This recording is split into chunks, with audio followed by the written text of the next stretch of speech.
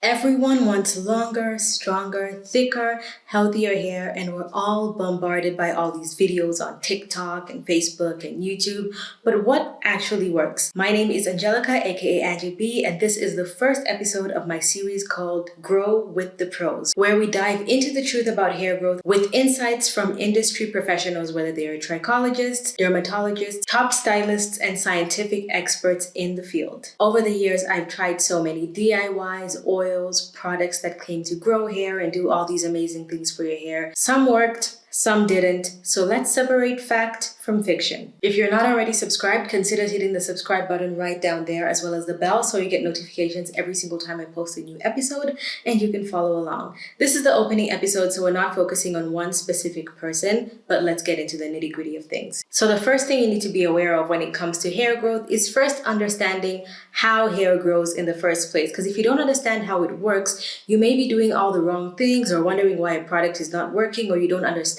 how a product is working because you don't understand the hair growth phases, the cycles, how it works. So there are three main phases in hair growth. The first one is the anagen phase, the second one is the catagen phase, and the last one is the telogen phase. So the first cycle is the most important when it comes to hair growth and what determines the length of your hair, and this is the anagen phase. All the hairs on our heads are usually at different phases of hair growth at the same time, which is why your hair sheds. Some hair is longer, some of the hairs are a little bit shorter, and obviously it's not like every single individual strand. It's like a certain number of hairs are in the anagen phase, certain number of hairs are in the catagen phase. So the anagen phase is the hair growth phase, and the longer you can keep your hair growth in this phase, the longer hair retention you can have, the longer hair you will have. Now, everybody's hair goes through different phases. Like I said, all the hairs are going through these phases. However, more hairs are usually in one phase at a time. For example, in the anagen phase, children, someone like a newborn baby, until the time they're like maybe 6 years old, this is probably going to be the longest anagen phase, where most of the hair is just growing. I'm sure they have a couple hairs shedding as usual, the ones that are in different phases, but most of their hair is going to be in this phase. And then as you continue to grow, everyone has this phase that goes in cycles. You can't predict it necessarily, but you can do whatever you can to try and prolong this phase. So sometimes you might find that you have a random growth spurt. Like one year your hair grows so much, and then moving forward, it feels like your hair is sort of like not growing that much. It's similar. It's like around the same length. It's because that anagen phase was maybe prolonged in that year. The next phase is the catagen phase, where your hair is just sort of in a dormant stage. It's not shedding, but it's not really growing any faster. It's just there attached to your head, being healthy and doing what it needs to do.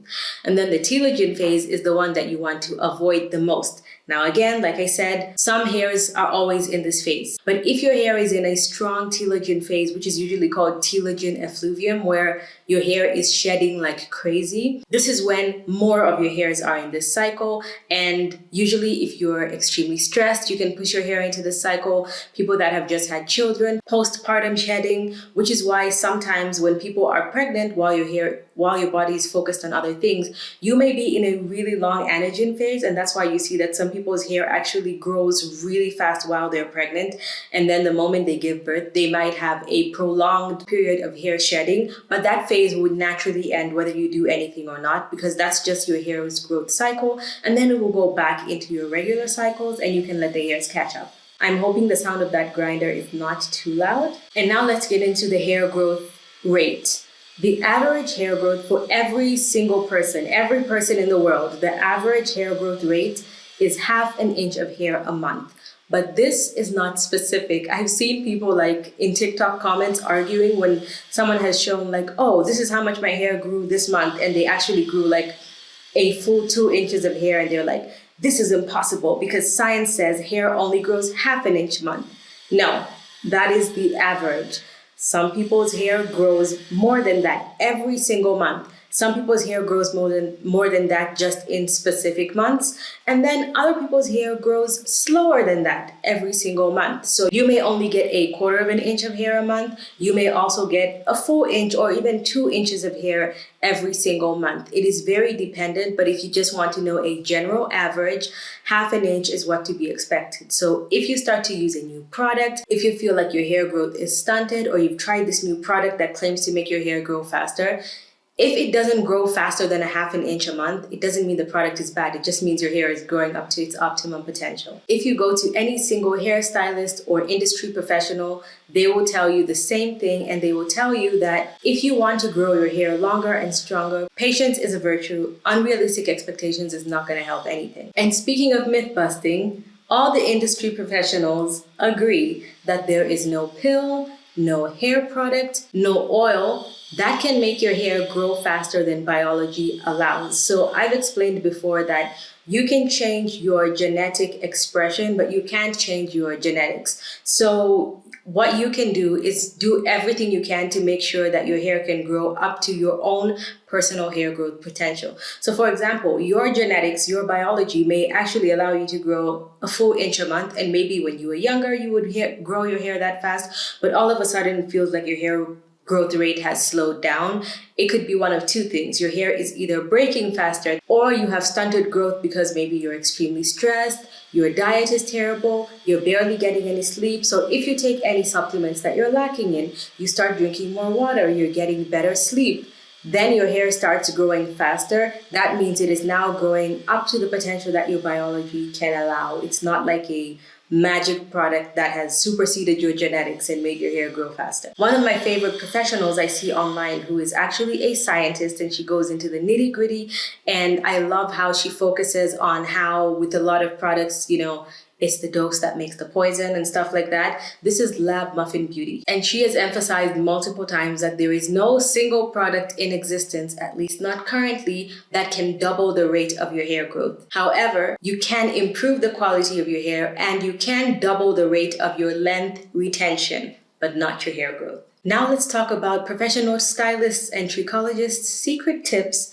to retaining as much length as possible. And these are tips I have researched, and I got these tips from Abby Young and the Blowout Professor. Of course, I am paraphrasing, I am not speaking in direct quotes, but here are some things that they really agree with, and both of them have helped grow either their own hair. For Abby Young, or Blowout Professor has helped grow a lot of people's hair to full length and health, and that is what we all want, isn't it? So the first thing that they both agree with is getting regular trims when you have split ends, not when you don't have split ends. When you do have split ends, getting regular trims can help prevent more of the hair getting damaged. It can ensure that the hair that you have stays healthier, prevents any split ends from traveling up, and there's no way to heal a split end. So the only way to heal it is to cut it off. The second thing they both agree on is gentle styling. Now, Blowout Professor, he's always asked his clients to prolong their wash days, but not to the point that you're like making your hair dirty. So he explained that he had multiple clients that would wash their hair every single day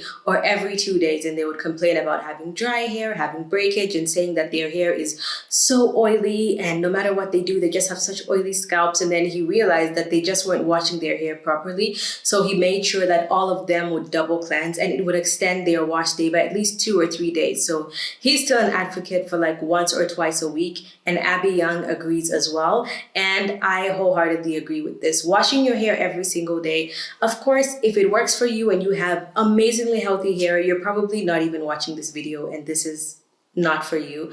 But for most of us who are trying to get our hair looking better, softer, healthier, we want to find the best practices that work. And extending your wash days, not using any harsh products. He also suggests that you should only use heat on your hair at least once a week. And Abby Young, as someone who uses bleach on her hair, has also gone way darker. She used to be like super light bleach blonde, and her hair was pretty damaged. So she started keeping her hair a little bit darker. She doesn't have to bleach it as often, and she minimizes heat and other harsh products, and her hair is flourishing. And speaking of her hair flourishing, one thing that Abby Young and the Blowout Professor both agree on is that bond builders actually make a massive difference in your hair growth, especially if you do decide to use heat or any kinds of harsh products like bleach or hair dyes or relaxers or anything like that.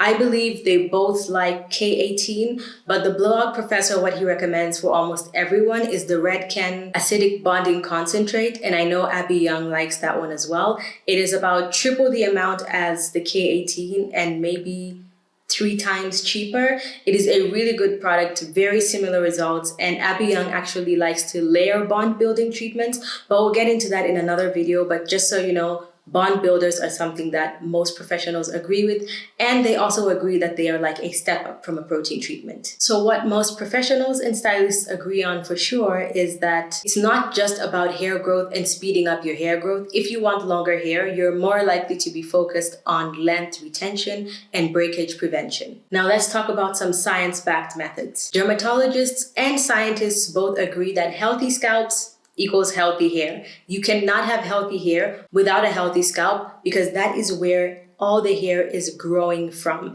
Your healthy scalp determines whether you're going to have healthy follicles, and if your follicles are clogged, if they are damaged, the hair that's growing out of those follicles will also be unhealthy. So take care of your scalp first, and your hair will follow. Another thing that they all agree on is that if you want guaranteed hair growth, you should go for products that have the most research and science-backed information. So this is things like caffeine serums and shampoos, minoxidil, finasteride, and not all of them agree with rosemary oil because it's like very anecdotal and not necessarily as effective as these professional products. But all they say is if you are going to use something, just try and use something that has as much research behind it. The next thing they all agree on is the role of nutrition in your hair growth.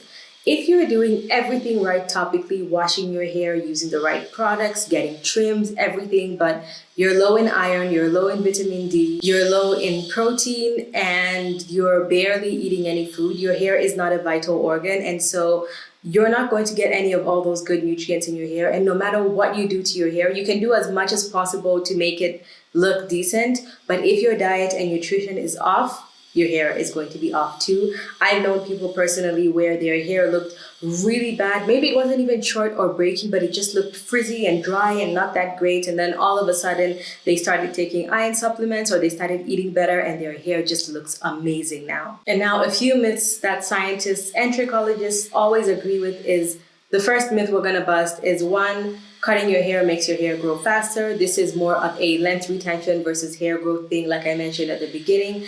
Cutting your hair has no effect on how fast your hair is going to grow, but it does have an effect on how fast you're going to retain length if you take care of your ends properly. The next thing is about products that will work for everyone, especially anecdotal ones like rice water, rosemary. These things don't work for everyone, and just because it's popular for a lot of people doesn't mean it's going to work for you. And even for science-backed things like minoxidil, you could be allergic to it. So just because it works for a bunch of other people doesn't mean it works for you. So it's always best to find products that are heavily researched that work for most people. But first of all, when you test it, you should make sure it works for you. And this next segment is about your routine. Your routine truly matters, and all the hair care trichologists, scientists agree on this. This is where if you want to get the best hair growth routine, you need to combine information from scientists and hairstylists and then put them together because that's what's going to give you the best routine. So firstly, one thing everyone agrees on is scalp massages are amazing for circulation, stimulating hair growth and your follicles to grow.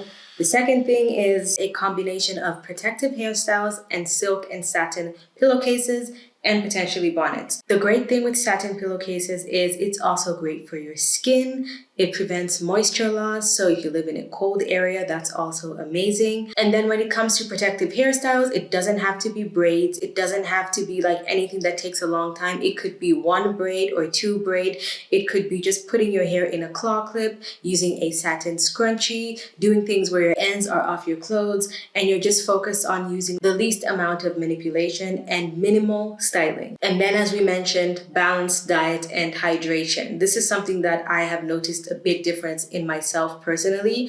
I have been in a calorie deficit for a really long time, and to be truthful, I'm still in a calorie deficit right now, but it's going to be over very soon, which means that I don't have a lot of extra nutrients going to my hair. All the nutrients are like focusing on going to the vital organs of my body, something that a lot of people have noticed. And even if you go on TikTok right now, because there's like lock-in season, people are going on weight loss medication and all these different things. One thing that a lot of them have noticed is that they have been losing a lot of hair because their hair, like their body is in a little bit of a panic when you're losing a lot of weight, especially if you're losing it fast. Your body is sort of rushing to preserve all your vital organs, and it sort of neglects your hair a little bit. And that can cause your hair to be not as healthy as it could be. It could lead it to break a little bit more. It could stunt the rate of your hair growth. And once I notice that I'm drinking more water, I'm getting better sleep, and I'm eating more protein, my hair already starts to look better. And right now it's actually looking amazing. And it is in a protective style right now because it is in a few large braids underneath this wig. So for a recap, one thing everyone agrees on is patience pays, growth takes time.